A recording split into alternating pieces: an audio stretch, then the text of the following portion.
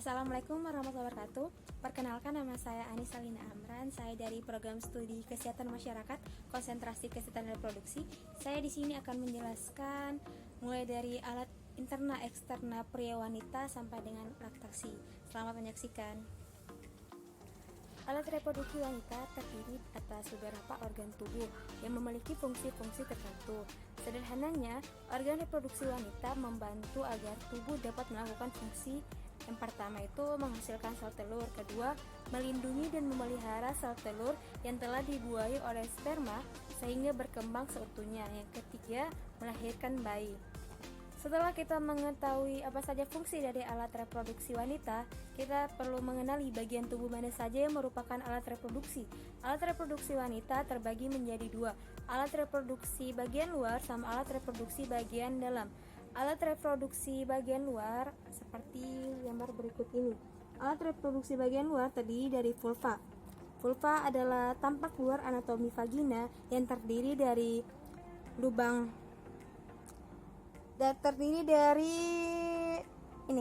labia minora, labia minora sama labia majora. Bukaan saluran kemih untuk buang air kecil sama klitoris yang berfungsi untuk melindungi vagina. Yang pertama itu ini adalah mons pubis. Mons pubis ini mengandung kelenjar untuk mengeluarkan minyak untuk meningkatkan daya tarik seksual. Di bawahnya itu adalah klitoris. Klitoris ini terdapat ujung saraf yang sensitif terhadap rangsangan. Di bawahnya ada labia majora sama labia minora yang berfungsi sebagai pelindung vagina. Ini adalah vestibula atau liang segama. Di dalamnya ini ada himen. Himen ini adalah lapisan tipis pelindung liang segama. Dan di bawahnya ini ada anus, merupakan tempat keluarnya kotoran tubuh atau sisa feses. Itu saja yang merupakan bagian dari alat genitalia eksterna wanita. Selanjutnya kita menuju ke alat genitalia interna wanita. Ini merupakan alat genitalia interna wanita. Alat genitalia interna wanita itu terdiri dari vagina. Vagina ini merupakan saluran penghubung serviks ke bagian luar tubuh. Di vagina ini berfungsi untuk sebagai jalan keluarnya bayi, sebagai jalan keluarnya darah pada saat menstruasi, serta sebagai tempat masuknya sel sperma. Di atas dari vagina ini terdapat serviks.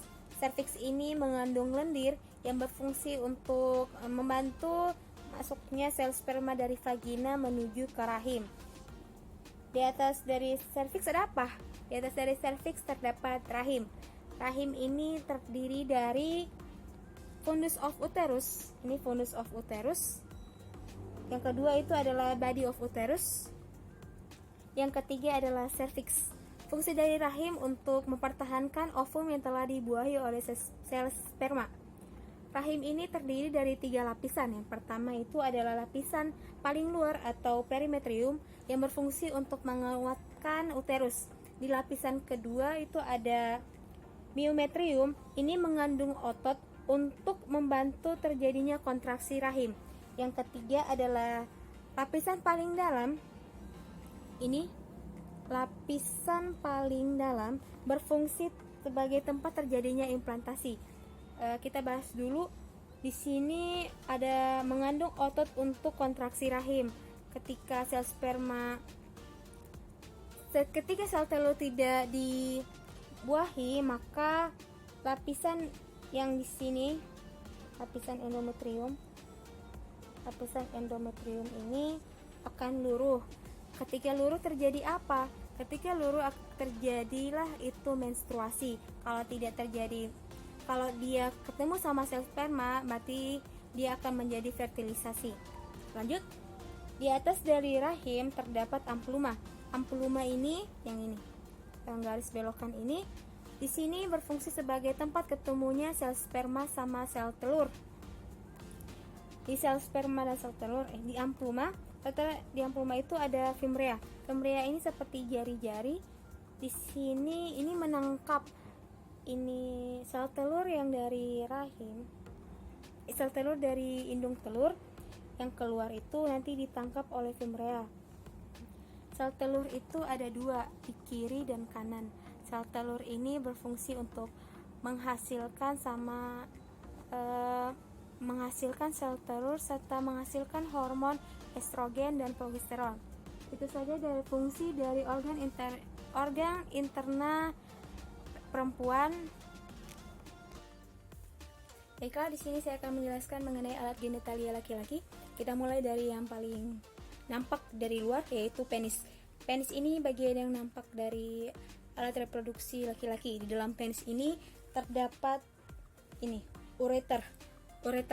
Uretra ini merupakan tempat untuk mengeluarkan kencing maupun sperma.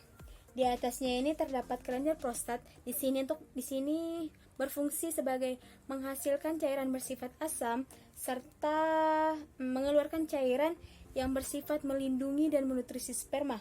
Di atas dari kelenjar prostat ini terdapat ductus ejaculatorius. Di sini berfungsi sebagai saluran mengeluarkan air mani yang telah matang.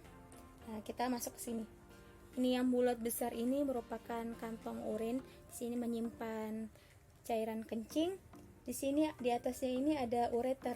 Ureter ini merupakan tempat mengalirkan urin dari ginjal menuju ke kantong urin. Kita menuju ke belakang. Ini merupakan bagian belakang dari penis. Di sini ada rectum. Di sini adalah tempat penyimpanan sementara feses yang nanti akan keluar menuju anus. Terus kita menuju ke dua buah bola yang nampak dari belakang penis. Ini namanya skrotum. Di dalam skrotum itu ada vas deferens. Vas deferens ini berfungsi sebagai mengangkut sperma yang telah matang dari epididymis. Epididymis ini merupakan tempat penampung atau penyimpan sperma. Sperma itu dibuat dan diproduksi di testis. Di sini juga dia memproduksi hormon testosteron. Baiklah, sekarang kita akan membahas siklus menstruasi. Siklus menstruasi itu terdiri dari 4 tahapan. Yang pertama itu praovulasi, ovulasi, pasca ovulasi, sama menstruasi. Yang pertama itu adalah praovulasi. Praovulasi ini merupakan terjadi di hari ke-5 sampai ke-13, di mana pada praovulasi itu terjadi pelepasan sel telur dari folikelnya. Apa itu folikel? Folikel itu merupakan tempat di mana di dalamnya itu terdapat calon ovum yang nantinya calon ovum ini akan matang. Folikel ini fungsinya untuk melindungi calon ovum. Pada saat pramenstruasi ini akan meningkat hormon FSH. FSH ini ada follicle stimulating hormone, di mana ini membantu sel telur matang sehingga dapat atau siap dilepaskan. Hormon FSH ini diproduksi oleh kelenjar pituitari yang terdapat di otak bagian belakang. Hormon ini menyebabkan folikelnya ini akan berkembang dari folikel primer menjadi folikel yang matang. Dia dari folikel primer, folikel sekunder, sampai dengan folikel matang. Itu merupakan praovulasi. Habis praovulasi ini ada ovulasi. Ovulasi itu terjadi di hari ke-14, di mana pelepasan oosit sekunder. Di dalam folikel yang matang ini, di dalamnya itu ada oosit sekunder. Oosit yang matang nanti dia akan menunggu di tuba Fallopi sampai ada sperma yang datang. Pada saat ovulasi ini terjadi peningkatan hormon progesteron. Kenapa hormon progesteron meningkat? Karena fungsinya untuk menebalkan dinding rahim agar siap dibuahi. Kan folikel matangnya ini nunggu di tuba Fallopi. Kalau misalnya ada sperma yang datang, maka akan terjadi fertilisasi atau pertemuan, dimana kan kalau ada pertemuan itu nanti zigotnya itu akan hinggap di dinding endometrium. Nanti folikel oosit sekunder ini matang, ada peningkatan dari hormon progesteron diikuti oleh hormon FSH menurun sama LH meningkat. Hormon LH ini sel telur Dan proses evaluasi itu sel telur sama proses ovulasi itu dihasilkan oleh meningkatnya hormon LH. Oosit sekunder yang tadi dilepaskan dari folikel matang ini akan berubah menjadi corpus luteum. Dari corpus luteum ini dia akan berubah lagi. Kenapa? Tapi tunggu dulu. Sebelum kita melangkah lebih jauh, kenapa dia berubah menjadi folikel luteum? Kenapa dia bisa matang ini? Karena ada bantuan dari hormon progesteron. Jadi dia bisa matang, serta dia berubah jadi corpus luteum. Dia kalau misalnya kan dia udah berubah jadi corpus luteum kan, tapi pada saat ovulasi ini tidak terjadi fertilisasi. Jadi nanti dari corpus luteum ini dia akan berubah lagi menjadi corpus albicans. Kenapa dia berubah jadi corpus albicans? Karena tidak terjadi fertilisasi. Sifat dari corpus albicans ini dia tidak merangsang ada peningkatan hormon. Nih, kita lihat dari gambar ini. Baik dari hormon progesteron sama estrogen dia tidak naik. Hormon LH sama FSH juga tidak ada peningkatan. Jadi, pada saat ini terjadilah luruhnya dinding endometrium karena tidak ada peningkatan dari hormon. Ya, ini yang merupakan dari proses terjadinya menstruasi. Menstruasi itu umumnya terjadi 3 sampai 7 hari dinding endometrium luruh. Biasanya itu sebanyak 30 sampai 40 ml. Hari pertama sampai hari ketiga itu keluar banyak darah dikarenakan hormon prostaglandin. Kenapa bisa nyeri pada saat awal-awal haid? Itu disebabkan dalam rahim ini kurang pasokan oksigen. Kan juga pasokan oksigen yang menurun ini supaya darah atau dinding endometriumnya ini bisa meluruh. Selanjutnya kita akan membahas mengenai fertilisasi. Apa sih sebenarnya fertilisasi itu? Fertilisasi itu adalah proses bertemunya sel telur dan sel sperma yang kemudian akan membentuk zigot yang akan berkembang menjadi embrio yang merupakan cikal bakal dari pembentukan janin. Sebelum terjadinya proses fertilisasi atau pembuahan, harus terjadi dulu ovulasi. Apa sih itu ovulasi? Ovulasi itu adalah keluarnya sel telur dari ovarium yang normalnya terjadi setiap bulan. Di dalam ovarium wanita itu terdapat banyak sel, namun setiap bulannya hanya ada satu sel yang berada dalam kantong yang disebut dengan folikel yang dipersiapkan nanti untuk menjadi matang.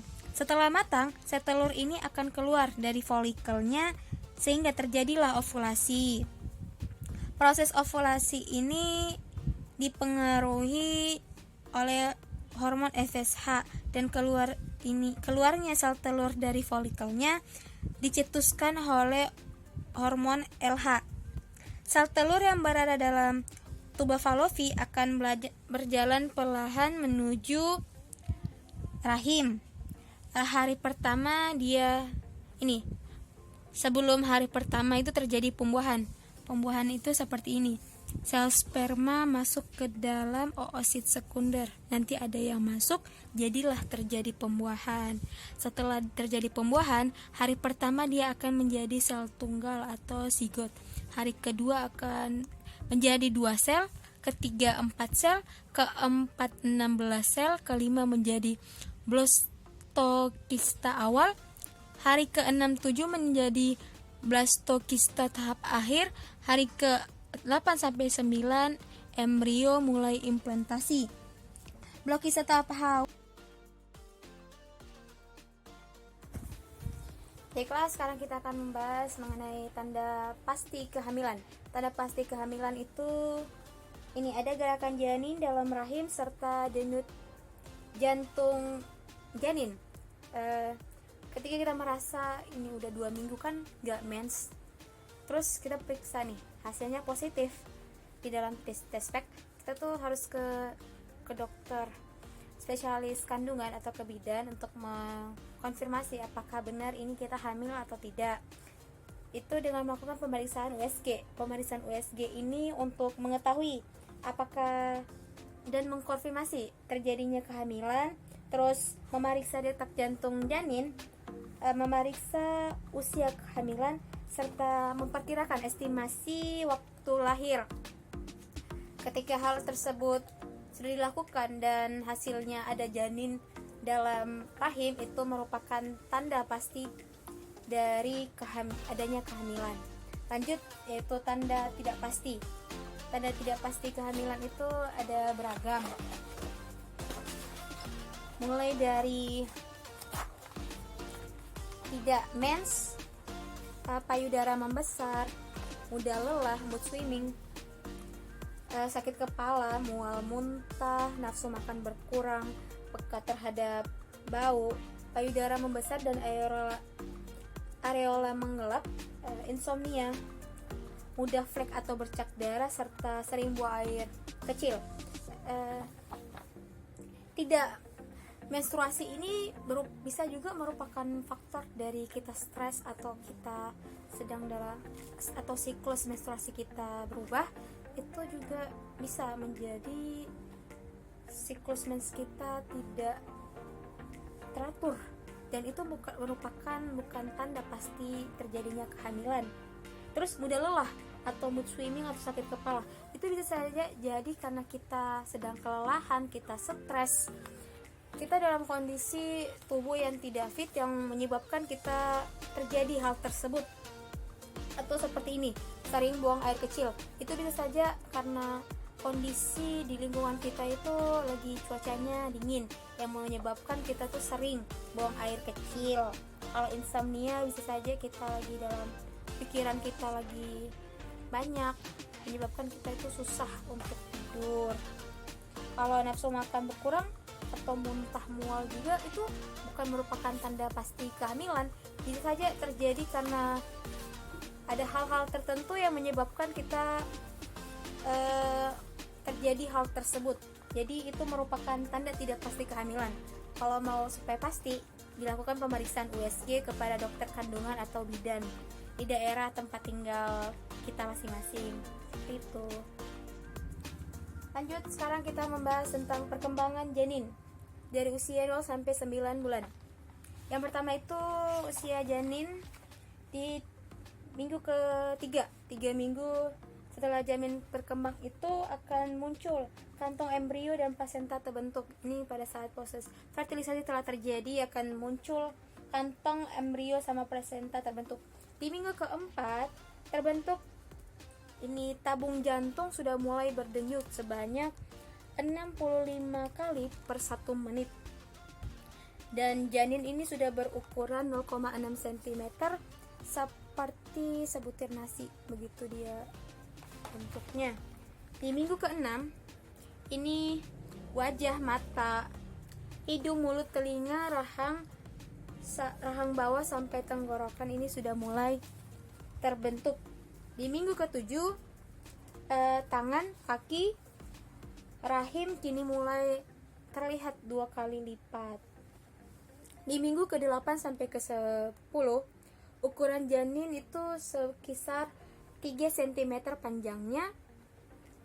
Dia sudah mulai banyak bergerak, semakin terlihat seperti manusia bentuknya. Di sini kan dia masih seperti huruf C, di sini dia sudah mulai terbentuk seperti manusia.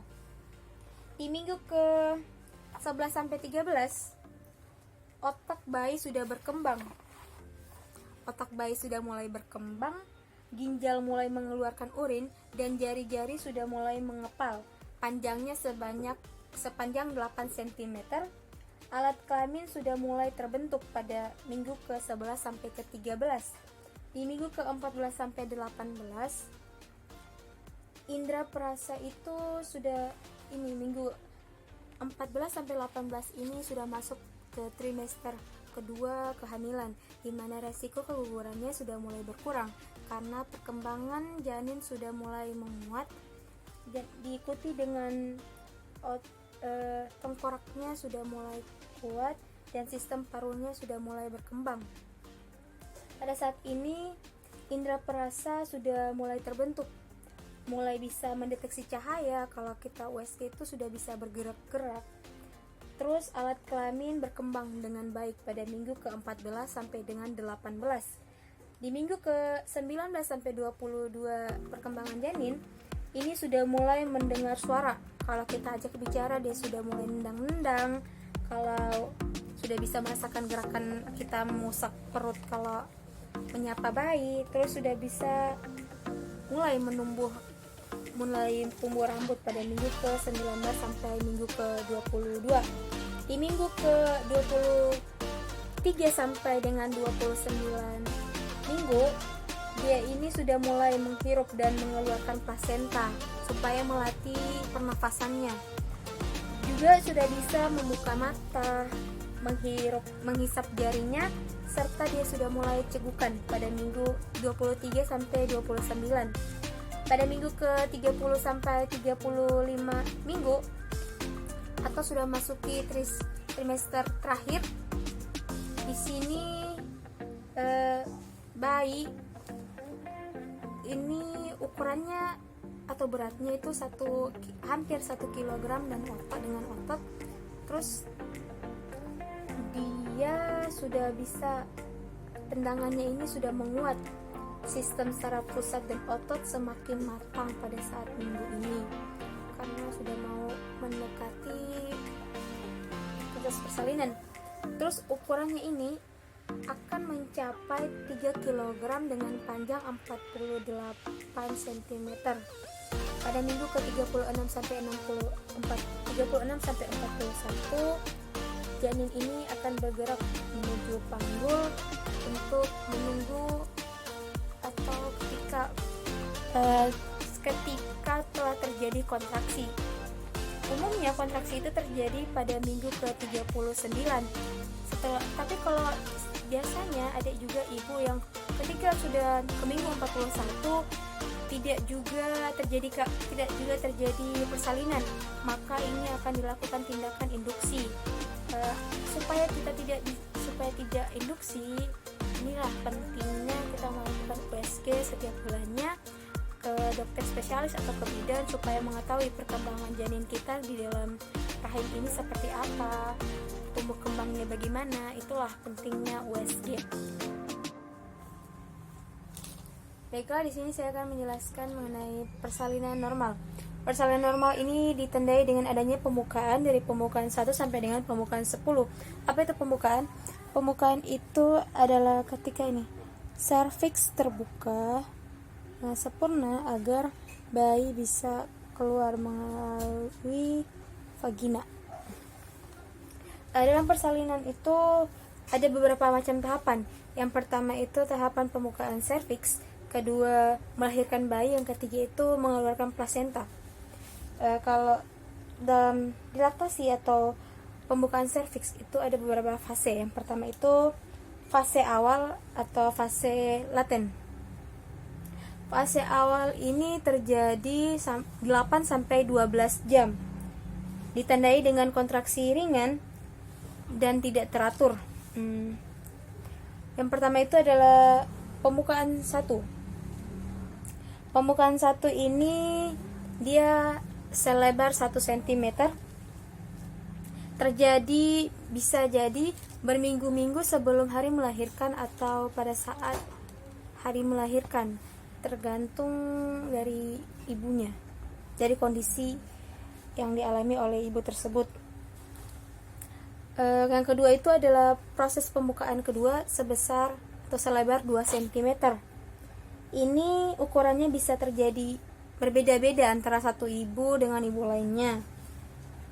Kontraksi yang ada pada saat pembukaan 2 ini tidak teratur, kadang ada, kadang tidak. Itu merupakan kontraksi palsu, nama lainnya.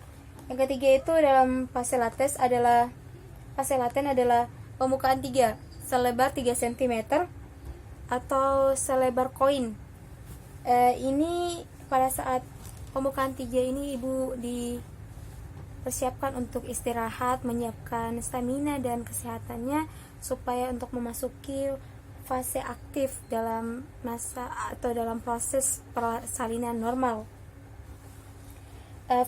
Dari fase laten kita memasuki fase yang kedua, yaitu fase aktif.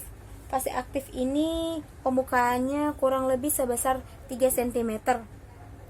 Kontraksi pada saat fase aktif ini cenderung kuat dan intens, jadinya sering begitu dia merasakan kontraksi. Ini terjadi, fase aktif ini terjadi 3 sampai 5 jam. Di fase aktif ini ada terjadi pembukaan 4, di mana sudah pembukaannya selebar 4 cm. Tahap persalinan dihitung sejak pembukaan 4 muncul, di mana kontraksi sudah mulai rutin, dan dari pembukaan 4 masuk ke pembukaan 5. Di pembukaan 5 ini sudah sebesar 5 cm. Ukurannya itu seperti jeruk mandarin tapi yang berukuran kecil. Di sini ini kontraksi terasa cukup menyakitkan ibu karena bayi sudah mulai mau mendorong ke bawah keluar. Habis dari pembukaan 5 kita ke pembukaan 6 sebesar 6 cm. Ini berukuran seperti alpukat yang kecil. Di sini durasi kontraksinya itu sudah mulai intens, dimana pada saat pembukaan 6 ini ada sebagian atau beberapa ibu yang disuntikan bius epidural untuk meredakan nyeri pada saat kontraksi. Di fase aktif ini sampai dengan pembukaan 7, yaitu selebar 7 cm atau sebesar buah tomat yang kecil. Kontraksi di sini juga masih cenderung sakit. Dari fase aktif kita menuju ke fase transisi, di mana fase ini merupakan fase akhir dari proses pembukaan serviks, di mana fase transisi ini bagian akhir dari tahap pembukaan serviks. Durasinya ini paling pendek, antara 30 menit sampai 2 jam. Pada saat fase aktif ini terjadi pembukaan 8, yaitu sudah sebesar 8 cm, menyerupai buah apel. Ibu mulai merasakan dorongan untuk mengejan, tapi pada saat pembukaan 8 ini kita atau ibu belum boleh mengejan, harus ditahan dulu. Nanti pada saat kontraksi sudah sempurna baru diperbolehkan untuk mengejan. Memasuki fase ke-9 itu dorongan untuk mengejan semakin kuat. Kalau sudah sampai pembukaan 10, ibu boleh dipersilakan untuk mengejan untuk mengeluarkan bayi. Setelah bayi keluar ini nanti akan keluar juga plasenta. Biasa juga itu dibutuhkan dorongan di perut agar plasenta keluar. Persalinan sesar. Persalinan sesar adalah persalinan dengan mengeluarkan janin melalui celah sayatan pada perut dan rahim ibu. Persalinan sesar ini biasanya dilakukan di bawah garis pinggang. Dia dengan bius epidural atau anestesi spinal. Ini bius sama anestesi ini tidak menghilangkan kesadaran ibu, tapi membuat bagian yang mau dibelah atau dioperasi itu tidak terasa. Biasanya operasi sesar ini dilakukan di rumah sakit dengan memakan waktu umumnya 3 sampai 5 hari sampai kondisi ibu fit kembali. Operasi sesar ini dilakukan ketika ada beberapa hal terjadi. Yang pertama, bayi dalam rahim tidak mendapatkan oksigen dan nutrisi sehingga harus dikeluarkan dengan secepatnya. Jadinya dilakukan operasi sesar. Yang kedua itu ukuran janin atau ukuran bayi terlalu besar.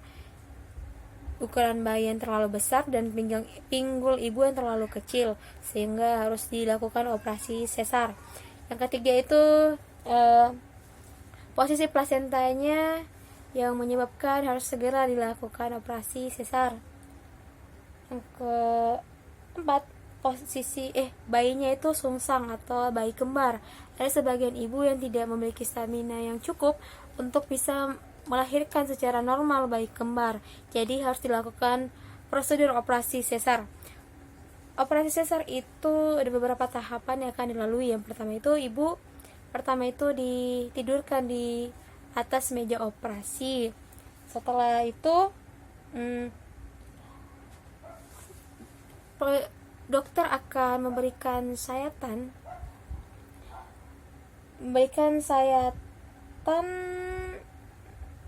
ini. Waktu yang dibutuhkan itu sekitar 10-20 menit. Sayatan ini setelah diberikan anestesi lokal. Setelah dibuat sayatan pada perut dan rahim ibu, bayi akan dikeluarkan. Setelah bayi dikeluarkan itu, bayi akan diberikan pada dada ibu untuk melakukan skin to skin antara ibu dan bayi.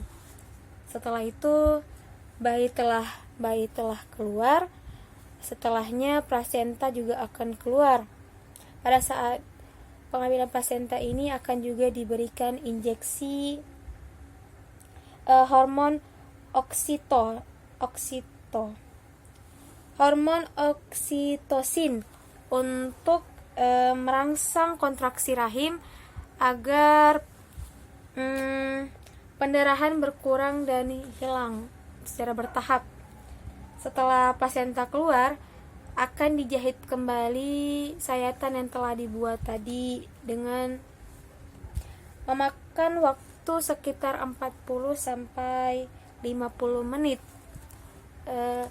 Setelah proses sesar selesai ini, ibu dianjurkan tidak mengangkat barang yang berat dulu, tidak boleh melakukan aktivitas yang bisa membahayakan atau membuat jahitannya itu terlepas. Oke, sekarang kita memasuki proses masa nifas. Nifas itu merupakan proses yang akan dilalui oleh ibu setelah melahirkan, di mana ini umumnya terjadi selama 6 minggu. Pada masa nifas ini, ukuran rahim akan berangsur-angsur kembali seperti semula, dari yang sebelumnya besar di hari pertama sampai akan mengecil seperti sedia kala di hari ke-9. Pada saat masa nifas juga terjadi keluarnya darah nifas. Di hari pertama sampai dengan hari ketiga itu warna darahnya itu masih merah dengan berbau anis dan masih terdapat banyak sisa selaput ketuban.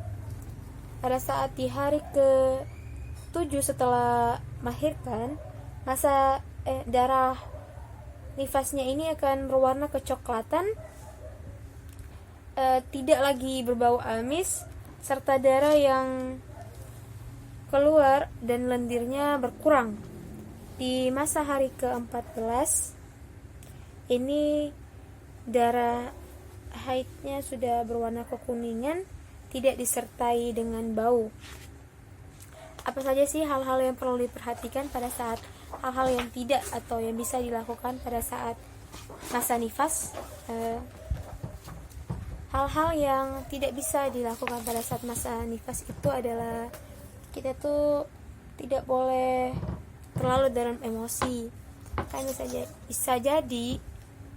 jadi itu kalau kita emosi, misalnya kita emosi, kenapa ya kok asinya sedikit, kok saya kayaknya lalai itu dalam menjaga bayi, itu tidak bisa kita tahan emosi dalam hati, karena nanti bisa jadi kita tuh akan depresi pasca melahirkan. Hal ini tidak dianjurkan. Kita tuh kalau setelah melahirkan harus merasa senang, happy, tidak bisa, jangan sampai deh kita tuh depresi. Hal yang tidak atau yang dilarang pada saat nifas itu adalah melakukan hubungan intim. Pada saat nifas itu minimal itu 6 minggu setelah masa nifas baru bisa atau dikonsultasi dulu kepada dokter apakah sudah boleh melakukan hubungan intim. Karena bisa jadi pada saat kita kan masa nifas itu masih keluar darah kan, bisa jadi nanti terjadi infeksi kalau kita melakukan hubungan intim. Dan yang ketiga itu tidak dianjurkan mengangkat atau melakukan aktivitas yang berat karena otot atau perut sama pinggul kita itu masih dalam keadaan belum seperti kembali seperti semula. Jadinya dianjurkan tidak mengangkat yang berat-berat dulu supaya tidak terjadi hal-hal yang tidak diinginkan. Dan hal yang dilarang pada saat nifas itu diet. Kenapa dilarang? Kan pada saat kita nifas itu membutuhkan nutrisi baik untuk bayi kita menyusui atau nutrisi supaya kita nih segera kembali stamina dan segera fit kembali. Hal yang dilarang ini kita tuh dilarang lalai menjaga area kewanitaan. Kalau nifas itu biasa kan keluar darah. Kalau keluar darah itu lembab. Kita tuh supaya tidak lalai dalam menjaga kewanitaan kita itu supaya agak tetap kering dan jangan lembab, itu sering-seringlah ganti pembalut supaya tidak kering dan terjadi infeksi yang tidak diinginkan. Hal yang harus diperhatikan pada saat nifas itu yang pertama membersihkan payudara setiap menyusui dan setelah mandi supaya agar tetap bersih dan bayi itu nyaman kalau menyusui. Yang kedua itu periksa secara berkala ke dokter kalau kita merasa ada hal-hal yang ganjal atau ada aneh dalam tubuh kita, itu segera konsultasi ke dokter. Yang ketiga itu konsumsi buah dan sayur untuk membantu nutrisi dalam tubuh kita itu tercukupi. Yang keempat, jaga kebersihan organ kewanitaan dengan sering-sering cuci, sering-sering bersihkan supaya tidak lembab, terus ganti pembalut, terus kalau membersihkan V itu dari depan ke belakang supaya tidak terjadi infeksi. Dan yang terakhir itu senam nifas untuk melatih otot panggul dan perut supaya kembali seperti sedia kala. Selanjutnya yaitu tahapan inisiasi menyusui dini. Inisiasi menyusui dini ini adalah dimana bayi pada saat pertama kali lahir itu diletakkan pada dada atau perut ibu, dimana dia akan mencari dengan sendirinya sumber air susu ibu dan menyusu. Ini yang pertama yang akan dilakukannya itu menangis, tanda bahwa paru-parunya mulai berfungsi. Kedua, dia akan relaksasi atau tidur. Yang ketiga ini dia akan terjaga lagi, biasanya dia matanya terbuka 3 menit setelah lahir. Yang keempat, dia aktif refleks rutin 5 menit setelah dia lahir. Situ dia mungkin dia istirahat lagi. Terjadi beberapa kali selama inisiasi menyusui dini. Di situ dia merangkak mendekati payudara. Ini biasa terjadi prosesnya 35 menit setelah bayi lahir. Ketujuh, dia membiasakan diri menjilat puting, menyentuh dan memijat payudara. Ini terjadi 45 sampai 60 menit setelah lahir. Proses yang ke-8 itu dia mulai menyusui, melekat pada payudara dan menghisap kolostrum. Setelah dia merasa puas dalam menyusui, dia akan tertidur. Dia terlelap selama 1,5 jam sampai 2 jam. Baiklah, lanjut yaitu ASI eksklusif. ASI eksklusif itu merupakan pemberian ASI dari bayi usia 0 sampai 6 bulan tanpa memberikan tambahan apapun termasuk dengan air. ASI eksklusif ini nih, caranya dagu menyentuh payudara. Dagu bayi ini menyentuh pada payudara. Yang kedua, mulut bayi sudah mulai terbuka dengan lebar. Yang ketiga, ini udah mulai masuk mulutnya. Terus dia mulai menghisap puting. dia sudah mulai hisap, terjadi proses menyusui. Begitulah tahapannya, tapi ini tidak mudah dilakukan. Kadangkala ada bayi atau ibu yang melakukan pelekatan tidak dengan benar, sehingga ada sebagian ibu yang lecet payudaranya karena pada saat proses pelekatan itu tidak terjadi dengan sempurna. Kelas selanjutnya itu adalah proses laktasi. Ini adalah proses laktasi single atau satu bayi. Terdapat beberapa macam proses menyusui pada bayi satu atau single. Yang itu adalah pertama, ini adalah posisi mendekap. Posisi mendekap, dimana pastikan punggung benar-benar mendukung dan jaga bayi pada bagian perut hingga kulit bayi bersentuhan dengan kulit ibu. Biarkan tubuh bayi menghadap ke tubuh ibu dan letakkan kepalanya pada siku ibu. Posisinya begini, kepalanya di sini, terus kita dekap sini, terus kita susui begini. Ini merupakan posisi mendekap. Selanjutnya yaitu posisi mendekap silang. Ini merupakan posisi hampir sama dengan posisi dudukan, akan tetapi ibu memiliki kontrol lebih terhadap kepala bayi. Ini kepala bayi, kita pegang payudara, terus kita ini. Ini merupakan posisi mendekap silang. Yang selanjutnya itu adalah posisi football atau posisi mencengkram atau sepak bola, dimana pada saat posisi ini bayi berada di samping ibu dan posisi bayi terselip di bawah lengan. Begini, kepalanya kita pegang di sini, terus kita susuin begini. Ini merupakan posisi mencengkram atau sepak bola. Dan terakhir adalah posisi berbaring. Kita berbaring supaya kita nyaman, atau pada saat mau tidur kan biasa bayi yang mau tetap disusuin, jadinya bisa kita sembari tidur sembari menyusui bayi. Terus ada laktasi untuk bayi kembar. Ada beberapa cara menyusui bayi kembar. Ini yang pertama adalah front cross. Ini front cross, dimana ini letakkan bayi satu dengan satu ini, posisinya badan tepat di depan dada sehingga membentuk huruf X. Satu dipegang gini. Nah, maaf nggak pakai alat peraga, nggak punya. Terus yang kedua adalah posisi upright clutch.